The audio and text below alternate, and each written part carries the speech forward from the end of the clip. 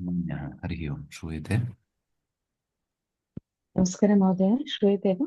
प्रणमामि आचार्य, श्रूयते आचार्य। धन्यवादः। श्रूयते। मङ्गलाचरणं करोमि। ॐ विश्वानि देवसवितर्तुरितानि पराशुव नियद्भद्रं तन्न आसुव वाक्यकारं वररुचिं भाष्यकारं पतञ्जलिं पाणिनिं सूत्रकारं च प्रणतोऽस्मि मनित्रयम्।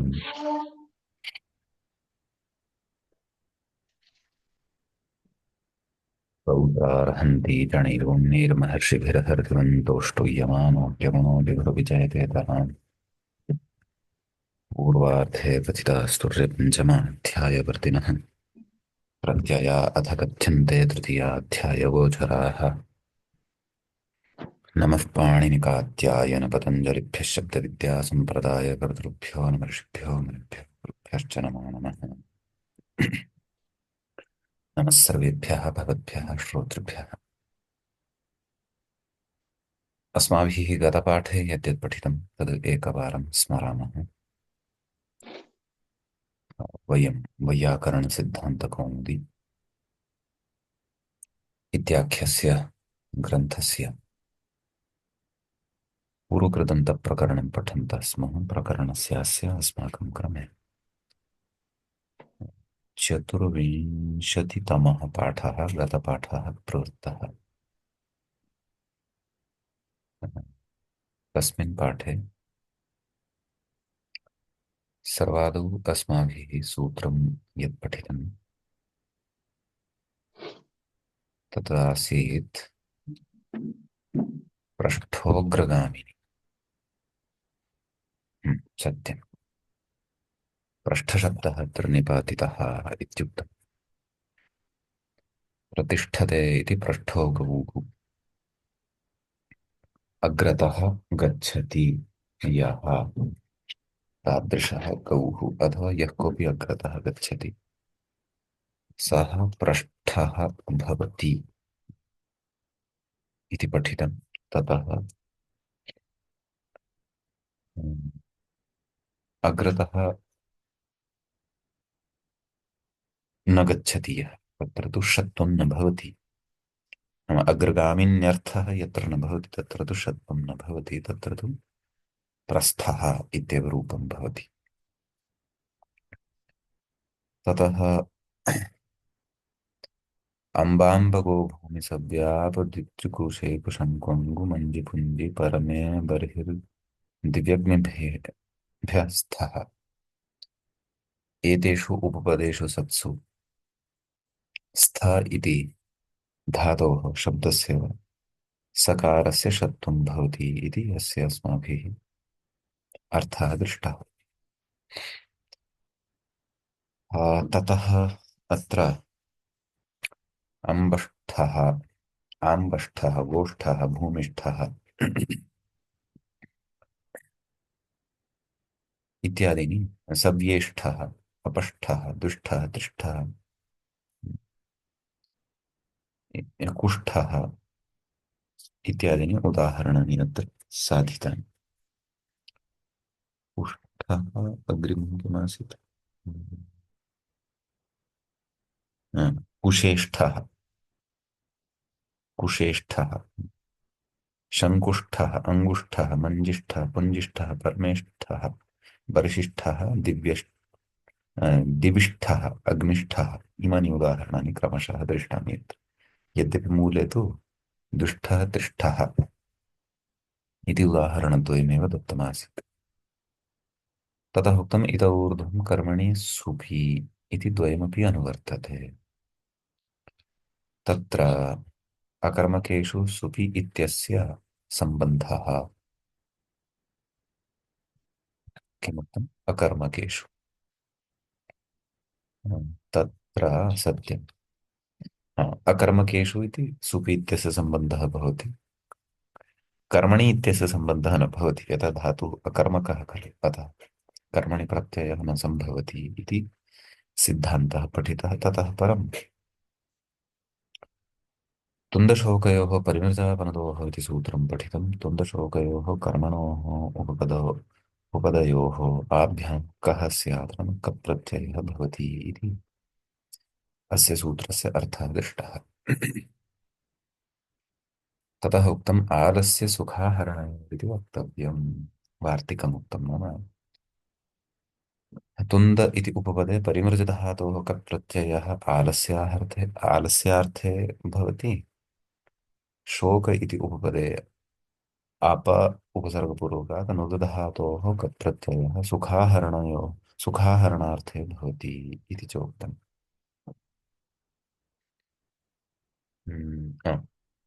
ततः क्रमशः उदाहरणानि दृष्टानि। उदाहरणद्वयं दृष्टं। तुन्दं परिमार्ष्टि इति तुन्दपरिमृजः अलसः। शोकापनुदः सुखस्य आहर्ता इति। आलस्यार्थः यत्र नास्ति, अलसार्थः यत्र नास्ति, तत्र तु तुन्दपरिमार्जः नाम अणप्रत्ययः एव भवति इत्युक्तम्। यश्च संसारासारत्व उपदेशेन शोकम् अपनुदति सः तु शोकापनोदः भवति इति। तत्र तुन्दपरिमृजः तुन्दपरिमार्जः इत्यनयोः अर्थभेदः। शोकापनुदः शोकापनोदः इत्यनयोः च उदाहरणयोः अर्थभेदः अस्माभिः सूक्ष्मतया गते पाठे विचारितः। ततः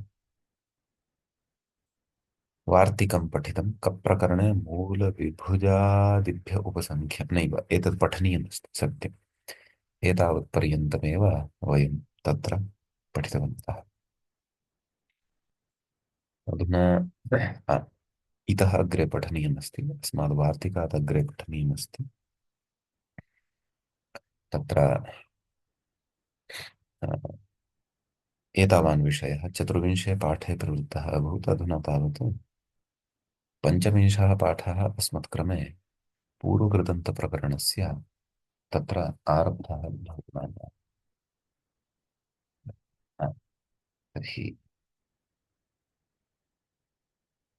वार्तिकम् अग्रे अधुना पठामः। उच्यते कप्रकरणे मूलविभुजादिभ्य उपसङ्ख्यानम् इत्यस्ति। कोऽर्थः इति चेत् कप्रकरणे नाम कप्रत्ययस्य प्रकरणे वयं स्मः। आतोऽनुपसर्गे कः सुपिस्थः इत्यादीनि सूत्राणि पठ्यमानानि सन्ति खलु। अतः अष्टाध्याय्यामत्र क इति प्रत्ययः यः अस्ति तस्य यत् प्रकरणं प्रचलत् अस्ति तस्मिन् प्रकरणे कश्चन शब्दानां गणः अस्ति। तेभ्यः शब्देभ्यः अपि कप् प्रत्ययः वक्तव्यः। सः गणः अस्ति मूलविभुजादिगणः। मूलविभुजः आदिः येषां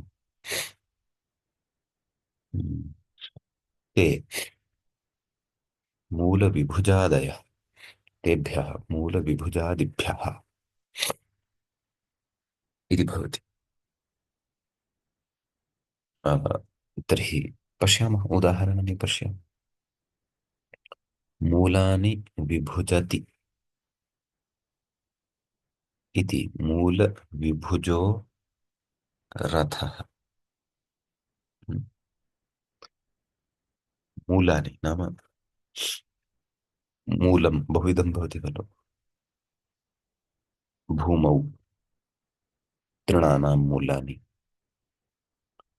मूलभागः, क्षुपाणां मूलभागः, लघु लघु वृक्षाणां वा मूलभागः अथवा महावृक्षाणां वा मूलभागः। हम्म। तर्हि तादृशानि मूलानि रूट्स् वदामः आङ्ग्लभाषायां। विभुजति नाम उत्पाटयति। यः रथः तादृशः रथः मूलविभुजः भवति। हम्म। तर्हि यत्र मूल इति उपपदे सति वि उपसर्गपूर्वकात् भुज धातोः कप् प्रत्यय, यद्यपि कर्मण्यण् इत्यनेन अण् प्रत्ययः प्राप्तः, परन्तु वार्तिकेन कप् प्रकरणे मूलविभुजादिव्योपसङ्ख्यानमिति वार्तिकेन कप् प्रत्ययः भवति। मूलविभुज का समीचीनम्। क एतस्य अवशिष्यते अ, मूलविभुज अ। ततः पुगन्तलघुपदस्य च इत्यनेन सूत्रेण लघुपदगुणः प्राप्तः भवति, परन्तु कप्रत्ययस्य कित्वात् ङिति च इति इत्यस्य निषेधस्य च उपस्थित्या प्रकृते लघुपदगुणः नैव भवति। अतः भकारोत्तरवर्ती उकारः तथैव तिष्ठति। अतः मूल विभुज मूल विभुज विभक्ति कार्ये कृते मूल विभुजः इति रूपं सिद्धं भवति। अतः तादृशः रथः यः मूल विभुजः भवति। वस्तुतः तदेव येन मार्गेण रथः गच्छति तस्मिन् मार्गे मध्ये बहवः वृक्षाः अपि खलु भवन्ति। तर्हि वृक्षाणां मूलानि तु भूमौ प्रसरन्ति खलु, तानि मूलानि मार्गे अपि सन्ति। नाम येन मार्गेण रथः गच्छन्नस्ति, परन्तु तस्य रथस्य चक्राणि तथा बृहन्ति सन्ति, अपि च तद् रथं तथा महाकायम् अस्ति यत् मूलानि विभजन् मूलानां तत्र उत्पाटनं कुर्वन् एव सः रथः अग्रे गच्छति। अतः तादृशः एषः रथः मूलविभुजः रथः अस्ति इति अत्र अवगन्तव्यम्। स्पष्टम् उदाहरणं मन्यः।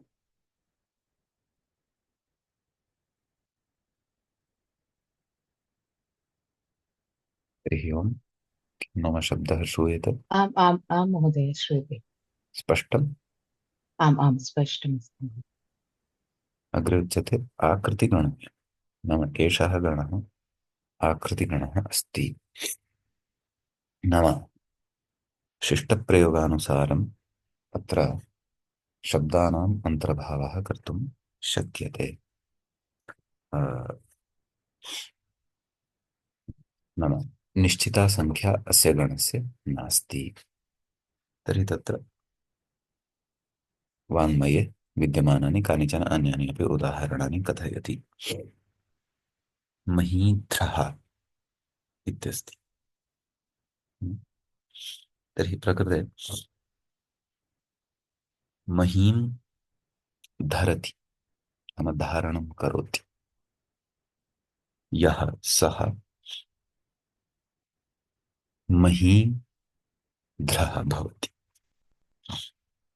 तर्हि प्रकृते मही इति मही नाम पृथिवी। मही इति उपपदे सति धृञ धारणे धृञ एतस्य धृ इति अवशिष्यते। मही धृ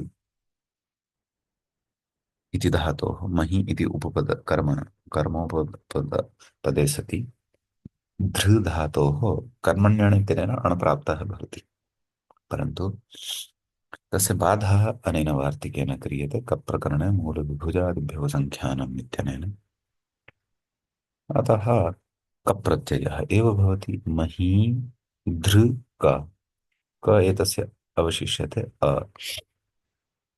इदानीं सार्वधातुकधातुकयोः इत्यनेन गुणः प्राप्तः भवति, स्थाने अर् इति गुणः प्राप्तः भवति, परन्तु तत्र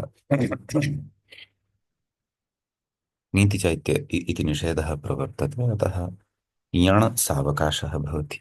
अतः अन्ततः इको यणचि इत्यनेन धृ इत्यत्र विद्यमानस्य ऋवर्णस्य स्थाने रेफः इत्याख्यः यण् भवति। अतः मही ध ऋ अ एवं रीत्या जायते, ततः एतत् सम्मेलनेन महीध्रा इति जायते, ततः अस्य विभक्तिकार्यं कृत्वा महीध्रः इति रूपं सिद्धं भवति। सम्यक् अग्रिमम् उदाहरणमपि पश्यन्तु। महीध्रः कः भवति? पर्वतः भवति। अतः यः कोऽपि पृथिव्याः धारणं करोति सः महीध्रः भवितुम् अर्हति। अग्रे उदाहरणमस्ति कुध्रः। कुं धरति सः अपि कुध्रः भवितुम् अर्हति। कुः नाम पृथिवी, पृथिव्याः एव नामान्तरं भवति। त्रिकु उपसर्गपूर्वक धृ धातोः कप् प्रत्यये सति अन्या सर्वापि प्रक्रिया महीध्रशब्दवत् एव अस्ति, अतः कुध्रः इत्यपि रूपम् अत्र मूल नाम कप् प्रकरणे मूलविभुजादिभ्योपसङ्ख्यानम् इत्यनेन कप् प्रत्यये सति सिद्ध्यति। सम्यक्। ततः गिलतीति गिलः इत्यपि कश्चन प्रयोगः अत्र अस्ति। गिलतीति नाम अत्र धातु भवति गृ निगरणे। वयं किमपि यदा खादितुं गच्छामः खलु तदा कण्ठदेशात् अधः तम् आहारं प्रेषयामः, तद् वस्तुतः निगलनम् इति उच्यते। तादृश अर्थे एषः धातुः भवति। कः? गृ निगरणे। गृ निगरणे इति धातोः कप्रकरणे मूलविभुजादिभ्यो उपसङ्ख्यानम् इत्यनेन वार्तिकेन तदेव कप्रत्ययः उच्यते। तस्य अ इति अवशिष्यते। अत्र धातुः गुणः प्राप्तः भवति, सार्वधातुकारधातुक एव। दीर्घः ऋ इति वर्णः भवति, तस्य गुणः यदि स्यात् तर्हि तु गलः इति रूपं स्यात्, गरः इति रूपं स्यात्। परन्तु प्रकृते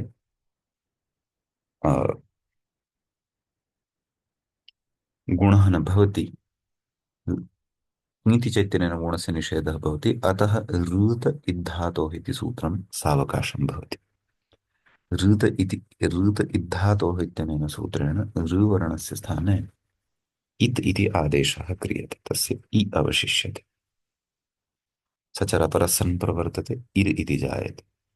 गिर् आ अस्याम् अवस्थायाम् एकं सूत्रमस्ति अचिविभाषा। तेन सूत्रेण रेफस्य स्थाने लकारादेशः क्रियते। गिल् आ, गिला विभक्तिकार्ये कृते गिलः इति रूपं सिद्धं भवति। इमानि तत्र उदाहरणानि भवन्ति। स्पष्टं चेत् अग्रिमसूत्रं प्रति गच्छामः वा मान्यः?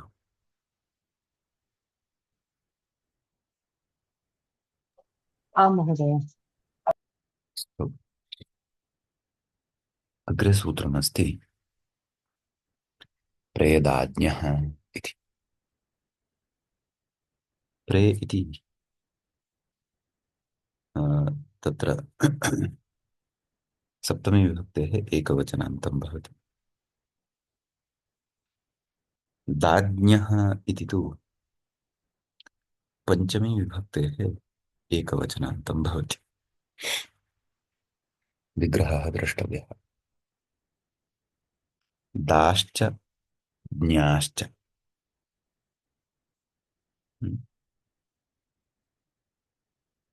दाज्ञं समाहारः अस्ति।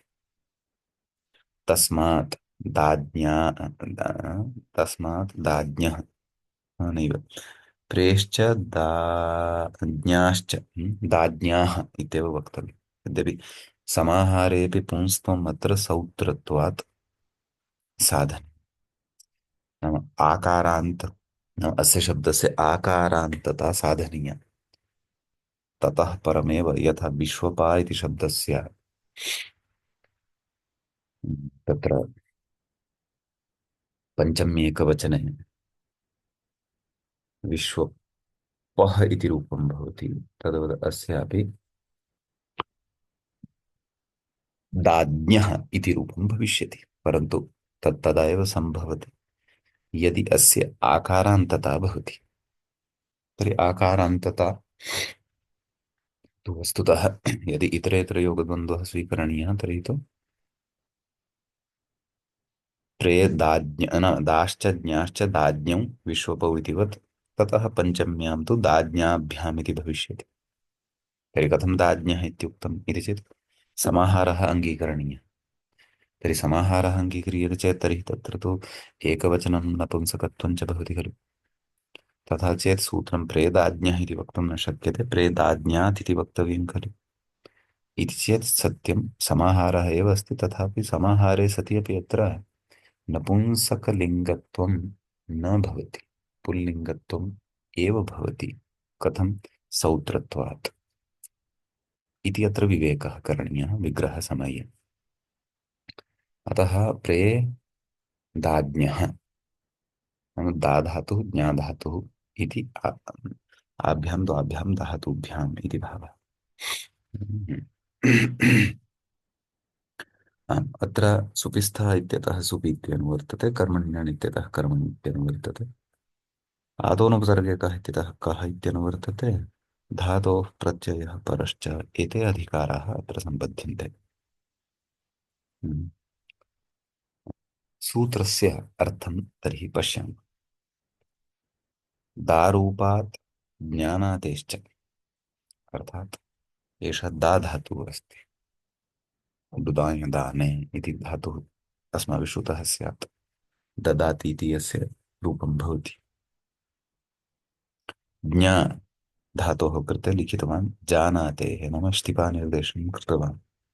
नाम ज्ञा धातोः च नाम दारूपः यः कोऽपि धातुः, तस्मात् दारूपः डुदायन् दाने इति तु भवत्येव। कदाचित् दाणधातुः अपि यत्र गृहीतुं शक्यते तस्यापि दा इत्येव अवशिष्यते। सम्यक्। अत एव दारूपात् इत्युक्तम्। ततः जानाते नाम ज्ञाधातोः च प्रोपसृष्टात्, अर्थात् प्र इति उपसृष्टं वर्तते यस्य, अर्थात् प्र इति उपसर्गः अस्ति। उपसृष्टशब्दः उपसर्गार्थे प्रयुक्तः अस्ति। प्र इति उपसर्गः वर्तते यदा पूर्वम् आभ्यां धातुभ्यां काभ्यां दा धातोः पूर्वं ज्ञा धातोः च पूर्वं, तदा किं भवति? तदा कर्मण्युपपदे नाम उपपदं कर्मरूपम् अपेक्षितं भवति। कः स्यात् नाम क इति प्रत्ययः भवति। अणोपवादः नाम कर्मण्यनित्यनेन प्राप्तः यः अण्, तस्य एषः अपवादः भवति इति भावः। इति सूत्रस्य अर्थः। अधुना उदाहरणानि पश्यामः। तत्र सर्वप्रदः इत्यस्ति उदाहरणं। तर्हि अस्य विग्रहः कथं? सर्वं प्रददाति इति सर्वप्रदः। तर्हि सर्व इति उपपदे सति कर्मण्युपपदे सति प्र उपसर्गपूर्वकात् दा धातोः कप् प्रत्ययः भवति। क एतस्य अकारः अवशिष्यते, ततः आतो लोपे इति च इत्यनेन आकारस्य लोपः भवति। नाम धातोः आकारस्य लोपः भवति। सर्वप्रद अ सर्वप्रद विभक्तिकार्ये कृते सर्वप्रदः इति रूपं सिद्धं भवति।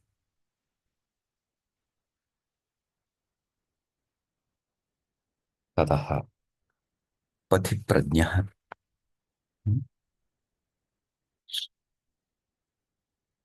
कथं विग्रहः? पन्थानं प्रजानाति।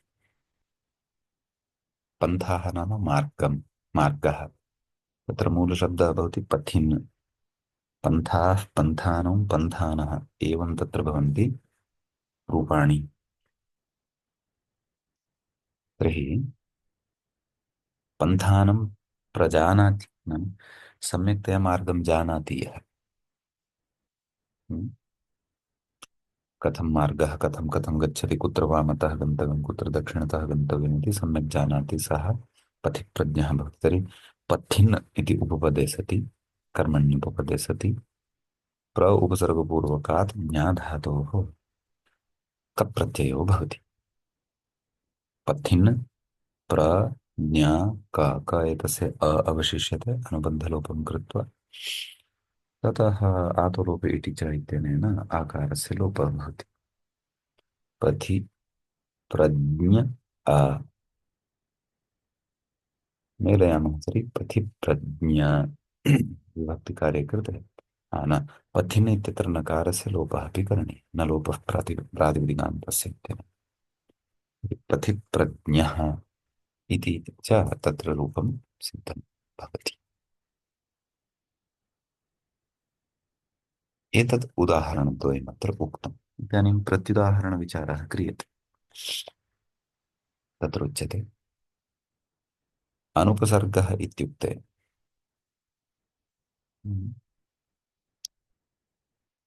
प्रात् अन्यस्मिन् सुपि न कः। तत्र उक्तं खलु आतोऽनुपसर्गे कः इत्यतः अनुपसर्गे इत्यपि अनुवर्तते। तदपि अत्र किञ्चित् अवधानं करणीयम्। नाम आतोऽनुपसर्गे कः इत्यतः अनुपसर्गे अपि अनुवर्तते इति चेत् तर्हि किमर्थम् अस्मिन् सूत्रे प्रे इत्युक्तं। प्रे, प्र तु उपसर्गः भवत्येव खलु इति चेत् सत्यम्। अत्र प्र इति उपसर्गः भवतु इत्यपि अपेक्षा अस्ति, किञ्च अनुपसर्गे इति अनुवर्तनमपि अत्र अस्ति। तेन किं ज्ञायते, तेन इदं ज्ञायते यत् आभ्यां धातुभ्यां पूर्वं प्र इति एकः एव उपसर्गः भवितुमर्हति, तदा एव कप्रत्ययः। यदि प्र उपसर्ग भिन्नः उपसर्गः आभ्यां धातुभ्यां पूर्वं स्यात् तदा कप्रत्ययः न भवति। एषः आहत्य अत्र सिद्धान्तः ज्ञातः भवति। अतः अनुपसर्गे इत्युक्तेः नाम तस्य अनुवृत्तिः अत्र आयाति इति कृत्वा प्रात् अन्यस्मिन् सुपि नाम प्र एतस्मात् अन्यत्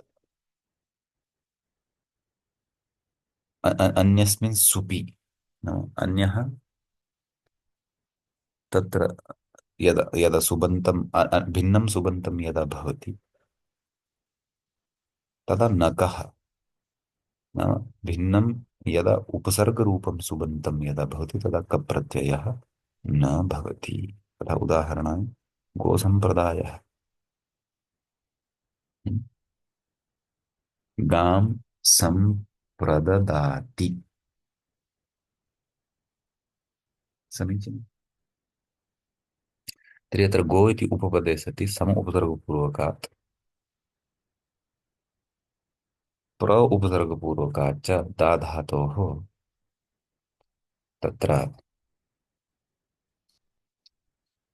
कप् प्रत्ययः न भवति, अपि तु अणप्रत्ययः एव भवति कर्मण्यणे इत्यनेन। न प्र उपसर्गः तु भवत्येव, परन्तु ततः अपि पूर्वं प्र उपसर्गात् भिन्नः कश्चन उपसर्गः सुबन्तभूतः उपपदरूपः न भवेत्। तदा क न भविष्यति, अण एव भविष्यति इति भावः। तदा गो सं प्रदा अण् आतो युक्चण् कृतः इत्यनेन युगागमः।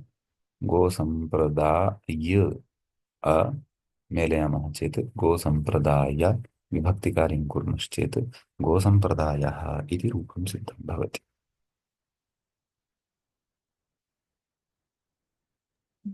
महोदय प्रश्नः अस्ति, पृच्छामि वा? आं वदन्तु। तत्र प्रा उपसर्गः अस्ति, तथापि तत्र सम् इति न भवेत् इति अस्ति वा आं, नाम गोसम्प्रदाय? अन्यः कोऽपि उपसर्गः तत्र न भवेत् इति। प्रा केवलम् एव भवेत्, एव विवक्षा प्र अस्ति वा? इत्येव भवेत् इति। अस्तु, तेन तर्हि सह प्रा यदि एव तेन सह यदि प्रवृत्ते। अन्यः उपसर्गः कोऽपि आगत्य स्थितः यदि इतोपि, अथवा कदाचित् प्र इति नास्ति, एतदपि प्रत्युदाहरणम् अन्यदपि भवितुमर्हति। यथा गोसन्दायः, सन्ददातीति सन्दायः, तदापि न भविष्यति। प्र उपसर्गे सति प्र तु इति अपेक्षितमेव, कथञ्चित् अपेक्षितमेव, परन्तु प्र इति उपसर्गः अस्ति चेदपि अन्यः कश्चन उपसर्गः उपपदभूतः अत्र अस्ति यदि, तदा अपि कप्रत्ययः तदा कप्रत्ययः न भविष्यति तावदेव। अस्तु। केवलः प्र इति उपसर्गः एव अपेक्षितः इति अपेक्षा। यथा सर्वप्रदः, प्रतिप्रज्ञः इत्यादौ तथा।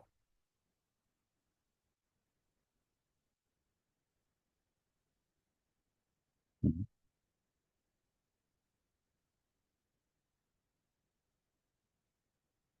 स्पष्टं वा अन्यः? आं महोदय। अस्तु। तर्हि अग्रिमं सूत्रं पठामः। अग्रे सूत्रमस्ति समीख्यः इति। समीति सप्तमी विभक्तेः एकवचनान्तं रूपं भवति। ततः ख्यः इति पञ्चमी विभक्तेः एकवचनान्तं रूपं भवति। ख्या इति भवति अत्र धातुः। वस्तुतः मूलतः चक्षिङ् धातुः भवति, तस्य स्थाने चक्षिङ ख्याय इति ख्यायादेशः भवति। ख्याञ् एतस्य ख्या इति अवशिष्यते। तत्र उदाह्रियते गोसङ्ख्यः इति।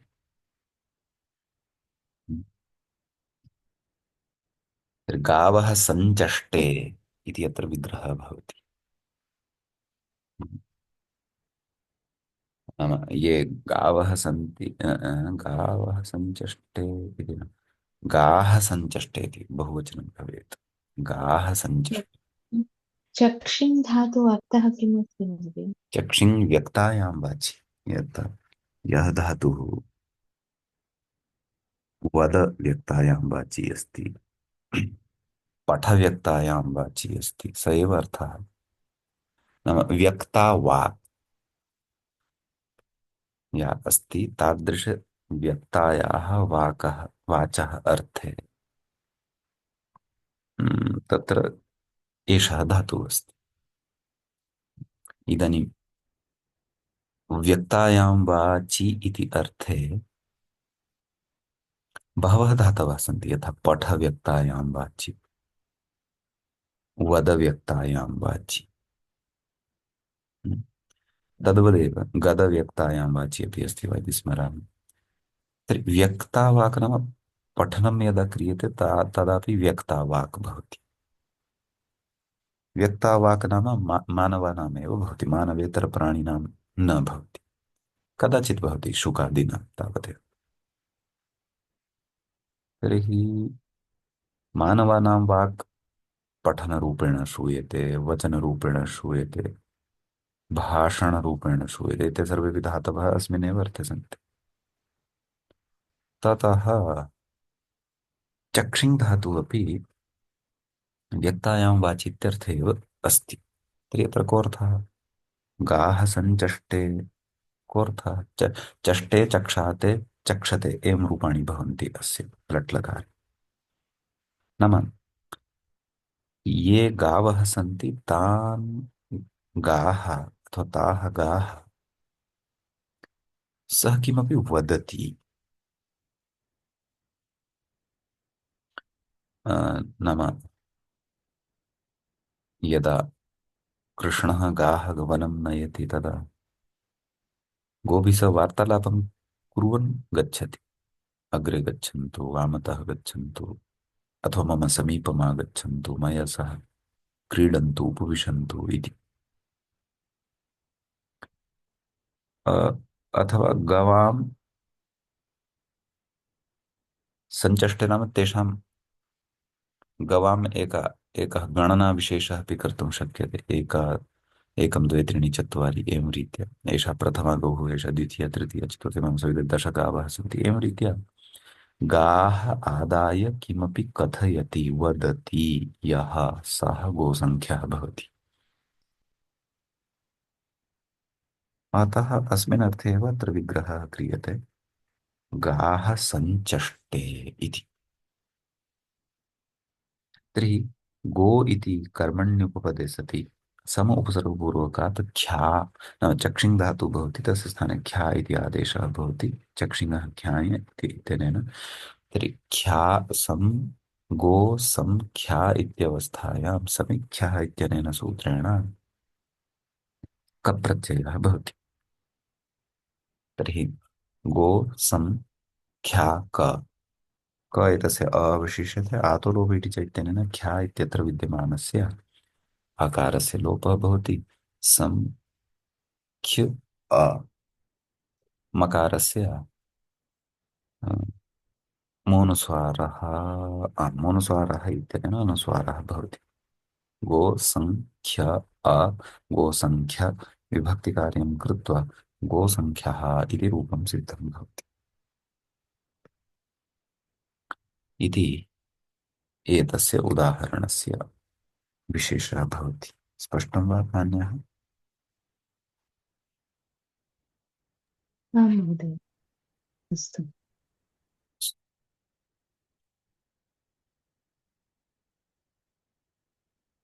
अग्रिमं सूत्रम् अधुना पठामः। तत्र समासः अपि भवति। गोसङ्ख्यः इति वदामः चेत् तत्र समासः तु सर्वत्र। समासः अस्ति, परन्तु आम्, तत्र कप्रत्यययोजनेन किं भवति तत्र? गोसङ्ख्यः एव समासः भवति किल तत्र आम्। कप्रत्यय विना अपि? न कप्रत्ययः तु अपेक्षितः खलु, अन्यथा गोसङ्ख्य इति कर्तृर्थः न लभ्येत। कर्तरि एषः प्रत्ययः अस्ति। पुनः अस्तु। ख्या एतस्य आकारः तथैव तिष्ठेत्। ओ सङ्ख्या कृदन्तत्वाभावात् अस्य प्रातिपदिकत्वं च न स्यात्। प्रातिपदिकत्वाभावे सुबुत्पत्तिर्न स्यात्। सुबुत्पत्तेः अभावे पदत्वं न स्यात्। पदत्वाभावे आपादन्न प्रयुञ्जीत इति दोषः स्यात्। अनिष्टं रूपं च स्यात्। बहूनि कारणानि सन्ति। बहूनि अनिष्टानि सन्ति यानि कप्रत्ययस्य अभावे जायेरन्।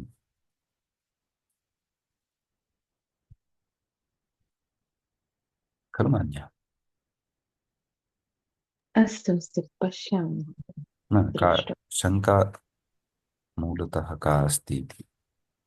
नाम कप्रत्यये तत्र कप्रत्यय विना अपि गोसङ्ख्यः इति भवति। सङ्ख्या गोस्त्रियोपसर्जनस्य यत्नेन तत्र सङ्ख्यादिशब्दस्य ह्रस्वः भवति किल? ओ हा अस्तु, तत्र तु गोस्त्रियः उपसर्जनस्य सङ्ख्या इति यदि ताबन्तः शब्दः स्वीकृतः तर्हि अत्र अन्यः समासः, तर्हि उपपदसमासः स्वीकर्तुं न शक्यते। अन्यः समासः कश्चन। एतानि उदाहरणानि वयं सर्वाणि अधुना उपपदसमासस्य उपपदमतिङ् इत्यस्य समासस्य उदाहरणानि साधयन्तः स्मः। यदि अत्र भवती गोस्त्रियोरुपसर्जनस्य इत्यनेन ह्रस्वत्वं कर्तुम् इच्छति तर्हि भवत्या अत्र अन्यः समासः तादृशः स्वीकरणीयः येन अत्र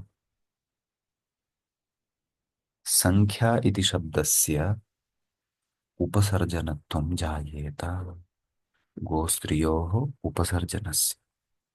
उपसर्जनं नाम गौणम् अप्रधानम्। यथा बहुव्रीहौ भवति तर्हि अत्र यदि बहुव्रीहिः कल्प्यते तर्हि कथं विग्रहः स्यात्?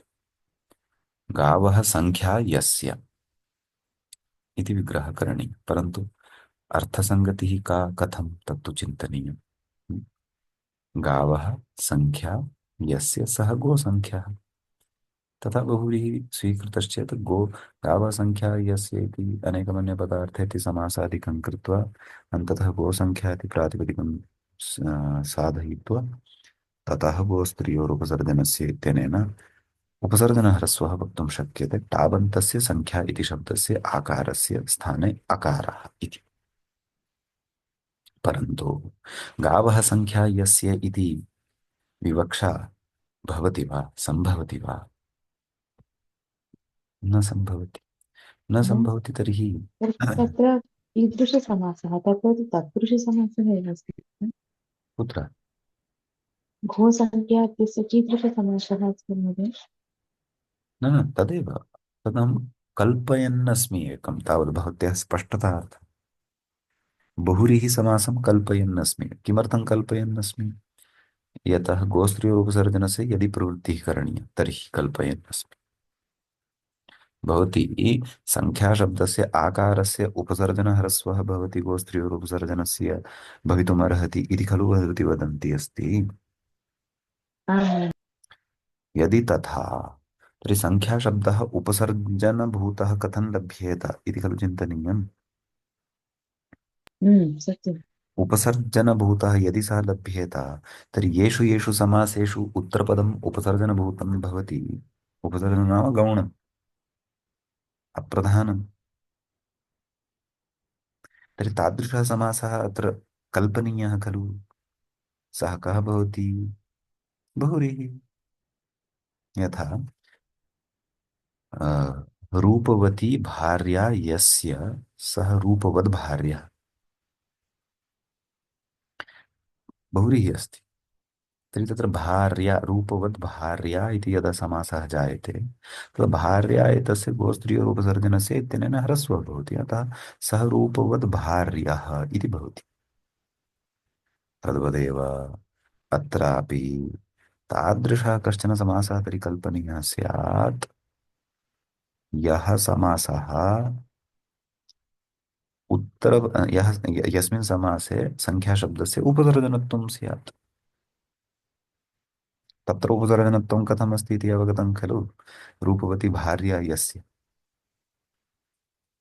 न बहुव्रीहिसमासे सर्वाः सर्वाणि पदानि तु उपसर्जनभूतानि एव सन्ति एवम् किल? एवम् एवम् एवं तदेव।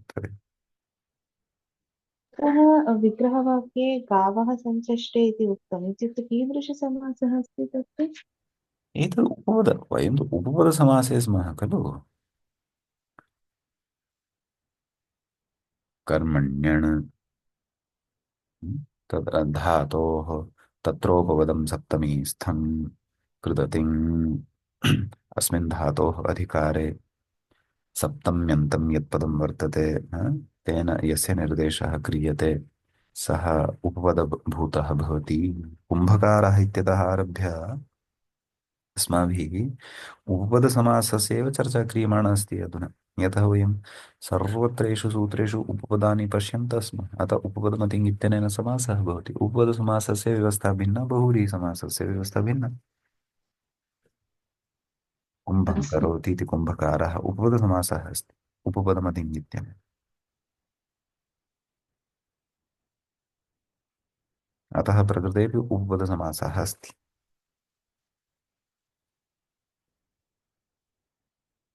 अस्तु महोदय, अवगतम्।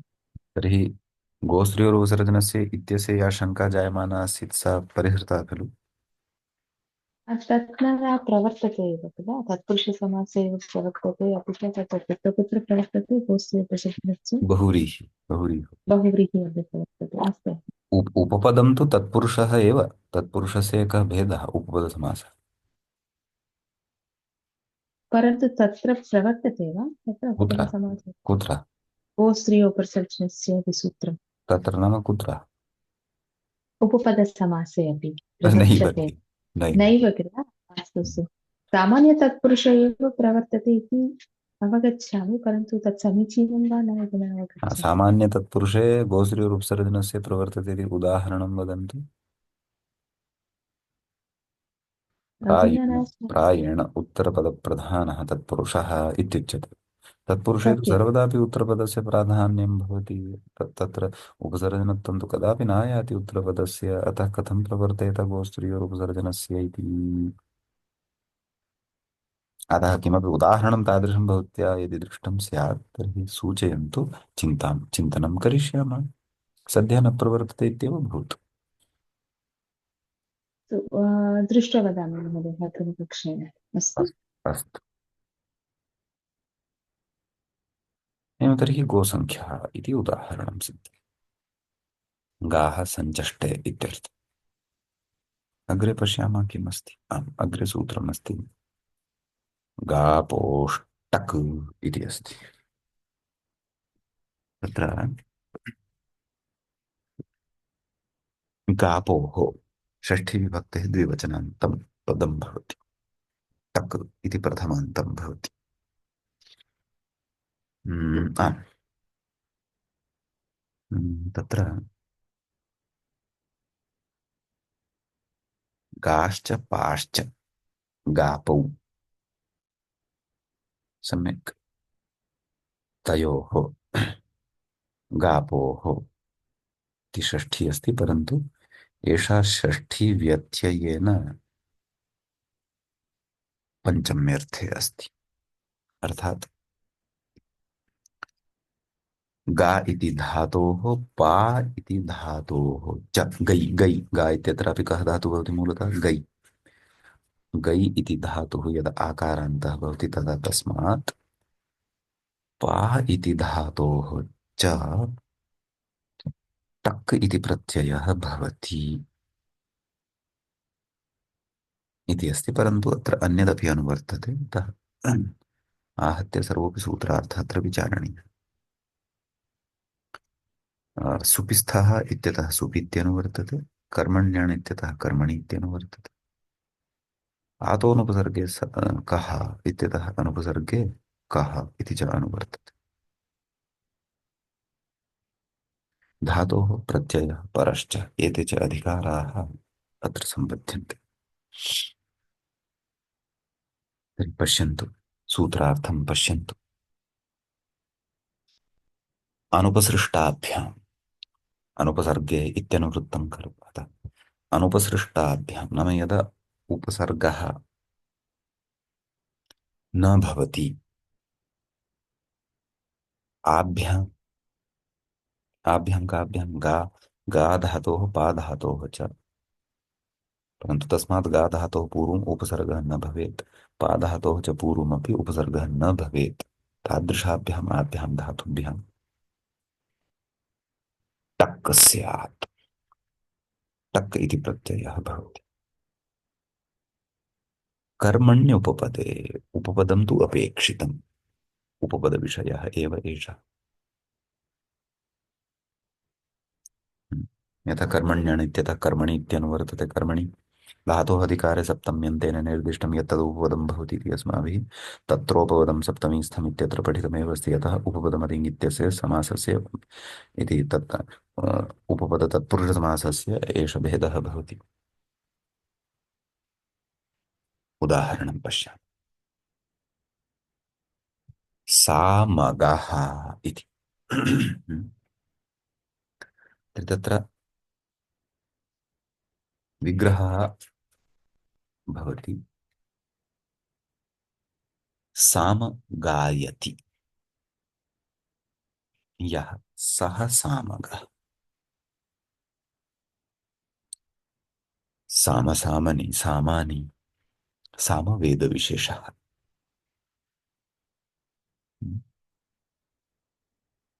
तस्य गानं यः करोति सः सामगः भवति। तर्हि सामन् नकारान्तः शब्दः भवति तत्र।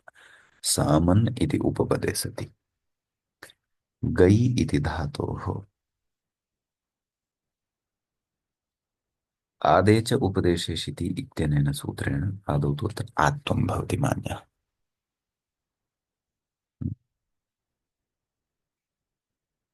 ऐकारस्य स्थाने आकारः भवति। का स्थितिः जायते? सामन् का। इदानीं गा यदा लब्धं तदा अत्र कर्मण्यण इत्यनेन अण यः प्राप्तः भवति क्षन्तु, तम् अणं प्रबाध्य गापोष्टक् इत्यनेन टक् इति प्रत्ययः भवति। ततः सामन् गा टक् टकः अवशिष्यते। ककारस्य इति संज्ञा भवति, टकारस्यापि इति संज्ञा भवति। सामन् गा अ। आतो लोपेति चैत्यनेन आकारस्य लोपः भवति धातोः। सामन् ग अ। न लोपः प्रातिपदिकान्तस्य इत्यनेन नकारस्य लोपः भवति सामग। ततः विभक्तिकार्ये कृते सामगः इति रूपं सिद्धं भवति।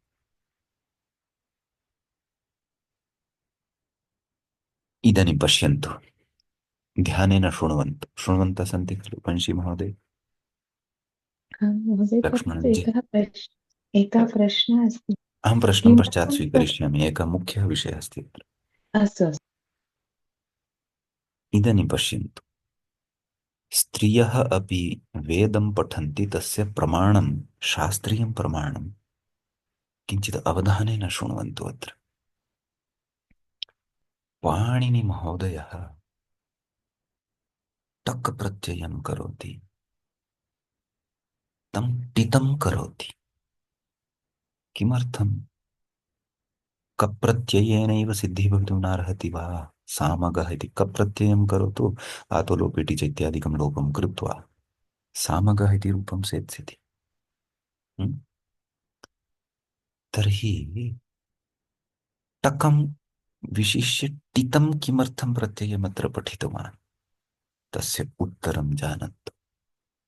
यतो हि स्त्रीलिङ्गे अपि एषः शब्दः अपेक्षितः। कथं? सामग इति शब्दः तादृशप्रत्ययान्तः वर्तते यः प्रत्ययः टित् अस्ति। अतः टिड्ढाणयद्वयसजित्यादिसूत्रद्वारा तत्र सामग इति शब्दः टिदन्तः अस्ति इति कारणतः स्त्रीत्वविवक्षायां नीप् प्रत्ययः भवति। टिड्ढाणयद्वयसजितग्नै मात्रचिते प्रत्यङ्गं कुर्वः। तेन सामग नीप्, सामग ई, सामग यस्य इति चैतन्येन अकारलोपः सामगी। एवमेव तैकोर्थः नाम पाणिनेः महर्षेः इदम् अभीष्टम् अस्ति यत् काश्चन स्त्रियः महिलाः तादृश नाम महिलाः अपि तादृश्यः भवन्ति याः सामवेदस्य गानं कुर्वन्ति यथा पुरुषाः कुर्वन्ति, तासामपि वेदाधिकारः अस्ति। एतादृशम् एकं द्वयं न, बहूनि प्रमाणानि सन्ति। जातेरस्त्रीविषयादयो पदः इति सूत्रं यदि पठन्ति भवन्तः, तत्र वेदस्य कठशाखायाः अध्येत्री या अस्ति सा कठी इति तत्र ङीषु उच्यते। हम्म? एवञ्च ऋग्वेदस्य शताधिकानि सूक्तानि तादृशानि सन्ति येषां सूक्तानां मन्त्रद्रष्टर्यः ऋषिकाः, मन्त्रद्रष्ट्र्यः ऋषिकाः महिलाः जाताः। अतः वयं सगर्वं वक्तुं शक्नुमः यत् सर्वस्यापि वेदे अधिकारः अस्ति, शास्त्रं तत्र प्रमाणं भवति। अन्यथा का अपेक्षा अस्ति अत्र? यदि पाणिनेः अपि एषा अवधारणा दृढा स्यात्, एषा मतिः स्यात् यत् स्त्रीणां वेदे अधिकारः नास्ति, सः सुतराम् एवं न करोति स्म, परन्तु तेन लक्ष्यं दृष्टम्, उदाहरणं दृष्टम्। अतः सः सामगी इति लिखितवान्, नाम टकं तत्र टितं कृतवान्। अस्तु एतद् विशेषेण अत्र मया किञ्चित् वक्तव्यम् अस्ति। अधुना महोदय भवत्याः प्रश्नः उपस्थाप्यताम्। महोदय, तत्र हम्म, आ, भवता उक्तं तत्र कापोः इति पञ्चम्यर्थे आ, षष्ठी। षष्ठी इत्युक्ते किमर्थं तत्र पञ्चम्यर्थे भवति चेदपि टप् प्रत्ययः भवति किल? न न न न, तत् पश्यतु, गा इति धातोः परे टक् अपेक्षितः। अस्तु। आ इति धातोः परः टक् अपेक्षितः, तर्हि सः परः। तत् तर्हि पञ्चम्यर्थे एव भवति किल? यदि षष्ठन्तं भवति स्थाने भवति किल? तदेव तदेव, एषः व्यत्ययः उच्यते। पूर्वम् एषा चर्चा जाता अस्ति, भवत्या श्रुता अपि अस्ति, परन्तु स्मारयामि पुनः। आम्। वेदे एषा व्यवस्था भवति। वेदे किं भवति, विभक्तिः काचित् अन्या भवति, परन्तु तस्याः विभक्तेः अर्थः कश्चन भिन्नः एव भवति। उदाहरणाय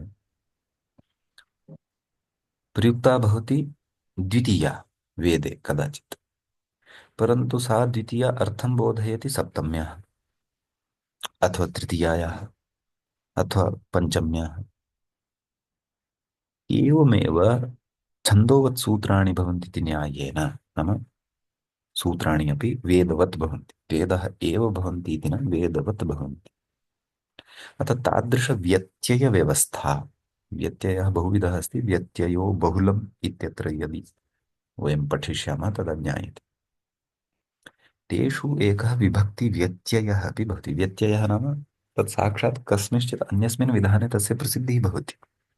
यदा षष्ठ्यर्थस्य प्रसिद्धिः अस्ति तस्य स्थाने इति, तथापि तत्र वेदे व्याख्यानेन अथवा अपेक्षानुरोधेन सा विभक्तिः स्वस्य अर्थं त्यजति, अन्यस्याः विभक्तेः अर्थं गृह्णाति। तद्वदेव गावोः इति षष्ठी विभक्तिः अत्र व्यत्ययेन पञ्चम्यर्थं गृह्णाति। अत एव अर्थः आयाति गा इति धातोः परे, पा इति धातोः तत् परतः।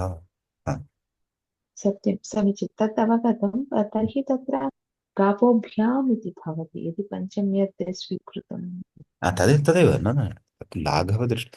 वस्तुतः गापाभ्याम् इति भवेत्, विश्वपाभ्याम्। गापाभ्यां, क्षम्यतां, गापाभ्यां परन्तु भवति। लाघवप्रियः पाणिनिः, सः षष्ठ्या एव अत्र उक्तवान्।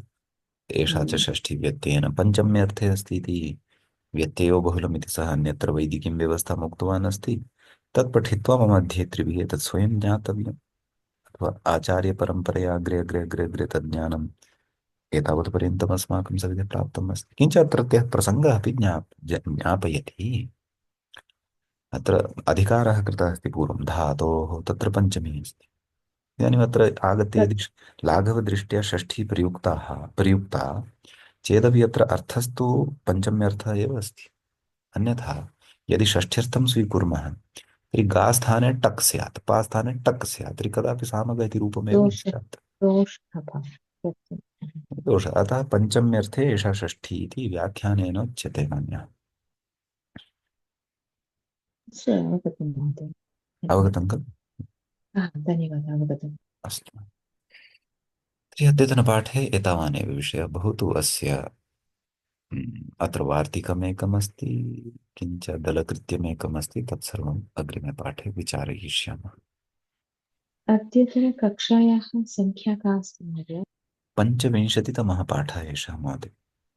अस्तु अस्तु। तथा अस्ति। आ, आ, मङ्गलं कुर्मः। अस्तु। ॐ विश्वानि देव सवितर्तुरितानि परासुव यद्भद्रं तन्न आसुव। वाक्यकारं वररुचिं भाष्यकारं पतञ्जलिं पाणिनिं सूत्रकारं च प्रणतोऽस्मि मुनित्रयम्। श्रौत्रार्हन्ति जनिर्गुणैर्महर्षिभिर्हृदिवम् तोष्टुयमानोऽप्यगुणो विभुर्भजयतेतरान्। पूर्वार्धे कथितास्तु त्रिपञ्चमाध्यायवर्तिनः प्रत्यया अथ कथ्यन्ते तृतीयाध्यायगोचराः। नमः पाणिनिकात्यायन पतञ्जलिभ्यः शब्दविद्यासम्प्रदायकृतृभ्यो ऋषिभ्यो मुनिभ्यो गुरुभ्यश्च नमो नमः। एवञ्च वैयाकरणसिद्धान्तकौमुदी इत्याख्यस्य ग्रन्थस्य तत्र पूर्वकृदन्तप्रकरणस्य पञ्चविंशतितम एष पाठः सम्पन्नतां गतः। अग्रिमे पाठे अग्रिमं विषयमादाय पुनः उपस्थिताः भविष्यामः। तावता नमः सर्वेभ्यः भवद्भ्यः श्रोतृभ्यः।